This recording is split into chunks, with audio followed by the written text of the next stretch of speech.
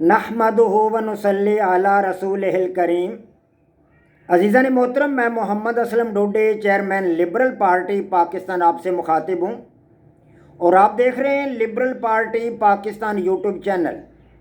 پیش خدمت پروگرام سیرت النبی صلی اللہ علیہ وآلہ وسلم۔ عزیزان محترم، ہمارا آج کا موضوع ہے حضرت ابو طالب کا رسول اللہ صلی اللہ علیہ وآلہ وسلم کی حفاظت کے لیے اٹھ کھڑے ہونا۔ عزیزان محترم، آپ کو پتہ ہے کہ میں اپنا پروگرام سیرت النبی صلی اللہ علیہ وآلہ وسلم کافی عرصہ سے آپ حضرات کے سامنے پیش کر رہا ہوں اور 100 سے زائد ایپیسوڈز اب تک آپ حضرات کے سامنے پیش کیے جا چکے ہیں۔ عزیزان محترم، اس پروگرام کو پیش کرنے کا بنیادی مطلب اور مقصد جو ہے، اس میں 5 باتیں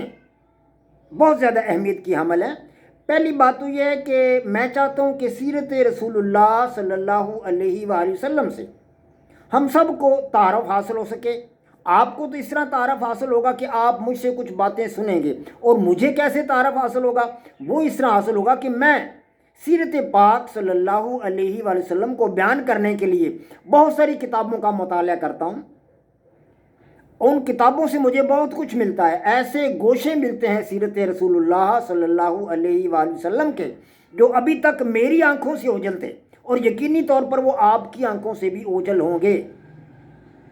تو یہی مقصد تھا ایک، اور دوسرا مقصد جو ہے اس پروگرام کو پیش کرنے کا وہ یہ ہے کہ سیرت کے پوشیدہ گوشوں کو واضح کرنے کے ساتھ ساتھ سیرت رسول اللہ صلی اللہ علیہ وآلہ وسلم پر عمل پیرا ہو کر زیادہ سے زیادہ نیکیاں اور اجر و ثواب حاصل کرنا۔ اور پھر تیسرا مقصد یہ ہے کہ سماج میں ایک اچھے، نیک اور ملنسار انسان کی خوبیوں سے اپنے دامن کو بھرنا،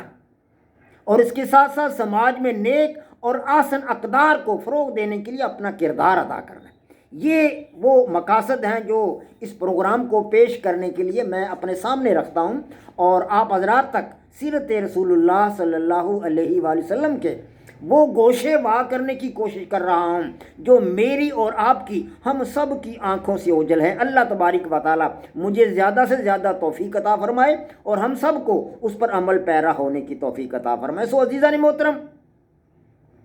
اب تک ہمارا موضوع رہا ہے دعوت اسلام۔ دعوت اسلام ایک لمبا موضوع تھا، اس میں نبی پاک صلی اللہ علیہ وآلہ وسلم کو اللہ تبارک و تعالیٰ نے اپنا نبی منتخب کیا، اور حضرت جبرائیل علیہ الصلاۃ والسلام کے ذریعے اللہ تبارک و تعالیٰ کا پاک کلام اللہ کے نبی نے ہم تک پہنچایا، صحابہ کرام تک پہنچایا، تبع تابعین تک پہنچایا، اور وہ پھر چلتے چلتے ہم تک پہنچا۔ سو عزیزان محترم، اس دور کے حالات و واقعات جو اسلام کا ابتدائی دور تھا، مسلمانوں پر مظالم ڈھائے جا رہے تھے، مسلمانوں کو تکالیف کا نشانہ بنایا جا رہا تھا، ظلم و ستم کا نشانہ بنایا جا رہا تھا، خاص طور پر غلام مرد اور باندیاں جو تھیں ان پر تو بہت زیادہ مظالم ڈھائے گئے۔ ان کے حالات و واقعات میں نے آپ حضرات کے سامنے رکھے ہیں۔ تو اب حالات کچھ تھوڑا سا بدل رہے تھے۔ حضرت ابو طالب جو آپ صلی اللہ علیہ وآلہ وسلم کے چچا تھے، وہ ان حالات کو دیکھ کر بڑے پریشان تھے، اور انہوں نے بالآخر فیصلہ کیا کہ نبی علیہ الصلوۃ والسلام کا پیغام جو ہے وہ برحق پیغام ہے، تو اس کے لیے کیوں نہ اٹھ کر کھڑے ہوا جائے اور اس کا مقابلہ کیا جائے، اور اہل عرب کا مقابلہ کیا جائے، اور اہل عرب کے مقابلے کے لیے خاندان بنو ہاشم اور خاندان بنو عبد المطلب کو اکٹھا کیا جائے۔ تو انہوں نے رسول اللہ صلی اللہ علیہ وآلہ وسلم کی حفاظت کے لیے، گو کہ ابھی تک کفاران مکہ اور کفاران عرب نبی علیہ الصلوۃ والسلام کی ذات اقدس تک تو نہیں پہنچ پائے تھے، اور وہ ڈرتے تھے، خائف تھے، اس لیے کہ انہیں پتہ تھا کہ بنو عبد مناف اور بنو عبد مطلب ہم ان کا مقابلہ نہیں کر سکیں گے۔ اگر ہم نے مڈ بھیڑ کی رسول اللہ صلی اللہ علیہ وآلہ وسلم کے ساتھ، تو بنو عبد مناف اور بنو ہاشم ہمارے مقابلے میں آ جائیں گے، اور ان کا مقابلہ کرنا ہمارے بس کی بات نہیں۔ لہذا وہ ڈرتے تھے، تاہم کمزور اور غریب لوگوں پر، باندیوں پر، غلاموں پر انہوں نے جو مظالم ڈھائے وہ حد سے متجاوز تھے۔ تو عزیزان محترم، ان حالات کو دیکھتے ہوئے حضرت ابو طالب نے فیصلہ کیا کہ رسول اللہ صلی اللہ علیہ وآلہ وسلم کی حفاظت کے لیے اٹھ کر کھڑے ہو جائے گا۔ تب انہوں نے بنو عبد مناف کو اور بنو ہاشم اور بنو عبد مطلب، بنو ہاشم اور بنو عبد مطلب دونوں خاندانوں کو بلایا، اکٹھا کیا، تمام کہ جو ان کے بڑے بڑے سرداران تھے، ان کے بڑے بڑے ممبران تھے ان دونوں قبیلوں کے، ان کو اکٹھا کیا اور وہ تمام کے تمام آ گئے سوائے ابو لہب کے۔ ابو لہب نہیں آیا، باقی سارے کے سارے آ گئے۔ تو ان کا جوش و خروش اتنا زیادہ تھا کہ حضرت ابو طالب حیران ہو گئے یہ جوش و خروش دیکھ کر، اور انہوں نے فیصلہ کر لیا کہ نبی علیہ الصلوۃ والسلام کی حفاظت کے لیے ہم اپنی جان قربان کر دیں۔ تب انہوں نے کچھ اشعار کہے، اس وقت انہوں نے کچھ اشعار کہے حضرت ابو طالب نے، انہوں نے پرانے واقعات یاد دلائے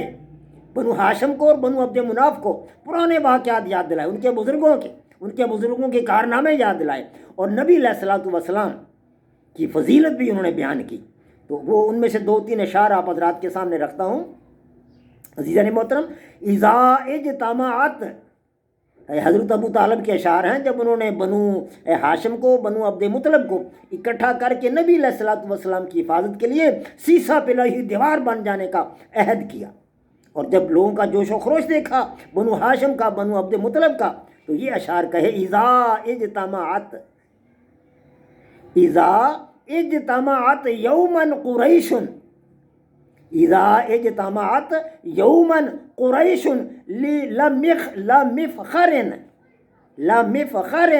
فعبد مناف سرها وصمیمها، جب کبھی قریش کسی قابل فخر کام کے لیے، جب کبھی قریش کسی قابل فخر کام کے لیے مستعد ہوئے، تیار ہوئے، تو ان میں بنی عبد مناف ان کی جان اور ان کی روح رواں رہے، ان کی جان اور ان کی روح رواں رہے۔ فَإِنْ حُصَّلَتْ، اگلا شعر ہے، فَإِنْ حُصَّلَتْ أَشْرَافُ عَبْدِ مَنَافِهَا، فَإِنْ حُصَّلَتْ أَشْرَافُ عَبْدِ مَنَافِهَا فَفِي هَاشِمٍ أَشْرَافُهَا قَدِيمُهَا، ہاشم اشرافها قدیمها، پھر جب ان میں سے بنی عبد مناف کے شریفوں کا شمار کیا گیا، بنی عبد مناف کے شریفوں کا شمار کیا گیا، تو ان میں سے بڑے مرتبے والے اور آگے بڑھائے جانے والے، جو آگے بڑھائے جانے کے قابل تھے، بنی ہاشم ہی کے لوگ نکلے، بنی ہاشم ہی کے لوگ نکلے۔ حضرت ابو طالب بنو ہاشم کی اور بنو عبد مناف کی تعریف میں رطب اللسان، اور ان کے بارے میں ان کے واقعات بتا رہے ہیں پرانے۔ آگے فرماتے ہیں وہ وَإِنْ فَخَرَتْ يَوْمًا فَإِنَّ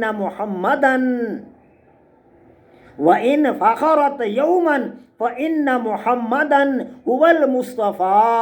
مَنْ سِرَّهَا وَكَرِيمُهَا،